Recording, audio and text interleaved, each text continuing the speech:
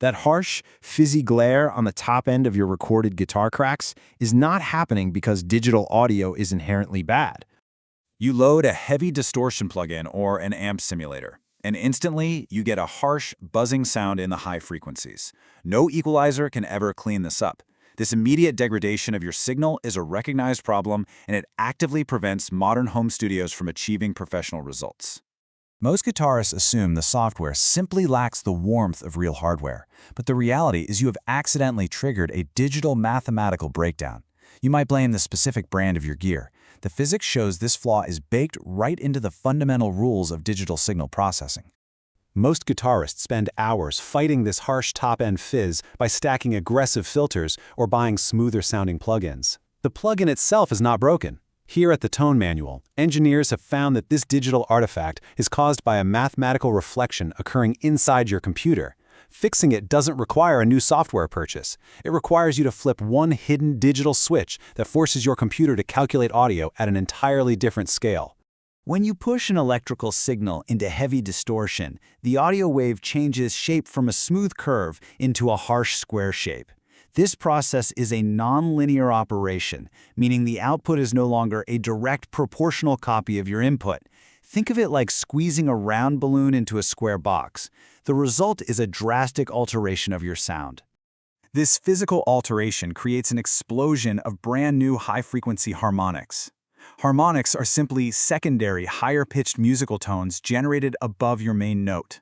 The more you saturate the signal, the further these new harmonics extend. They push outward into the extreme upper limits of the frequency spectrum. In a physical analog vacuum tube amplifier, these newly generated high frequencies simply extend outward and disappear into the air. The physical world has infinite resolution. These extreme frequencies are handled naturally without causing any disruption to the notes you're actually playing. But in the digital domain, your software has a strict ceiling for the highest frequency it can physically record, known as the Nyquist limit. Think of the Nyquist limit as a solid concrete ceiling over your recording session. Zero audio information can exist above this specific mathematical boundary. The Nyquist limit is exactly half of your overall project's sample rate.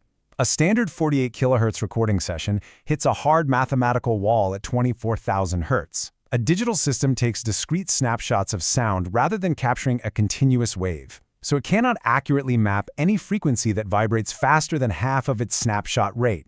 Your distortion plugin generates massive high-frequency harmonics that exceed this mathematical speed limit. Those frequencies cannot simply disappear into the air like they do with real hardware. They hit the ceiling, and the digital system is forced to misinterpret this excess data. Instead of vanishing, these hyper-extended frequencies fold backward and land directly into your audible range. The system attempts to process a frequency it cannot handle. The consequence is a mirroring effect, where the sound bounces off that concrete Nyquist ceiling and lands back down in the lower frequencies where your music lives. This specific phenomenon is called aliasing. Because these reflected frequencies bounce back at unnatural angles, they're no longer harmonically related to the notes you played on your guitar. Regular analog distortion creates pleasant, related harmonics. Aliasing creates unrelated noise that mathematically clashes with your fundamental guitar tone. The physics shows this is exactly like the optical wagon wheel effect on a camera. A fast-spinning tire appears to rotate backward because the camera's frame rate cannot accurately capture the actual speed. Just as the camera misinterprets the fast visual motion, your computer misinterprets the fast audio frequencies. The result is a distorted illusion of the original signal. These backward-bouncing artifacts crowd your upper frequencies, and the direct consequence is a dissonant, muddy fizz. It makes your expensive amp simulator sound like a cheap toy. You hear this as a brittle metallic ringing that sits right on top of your power chords and refuses to blend into the track. Now, you cannot simply filter these harsh tones out after they've folded back into your hearing range. The only solution is to prevent the reflection from occurring in the first place. Once the aliased frequencies are mixed into your audible spectrum, the damage is done. An equalizer will just cut your good guitar tone right along with the bad digital noise.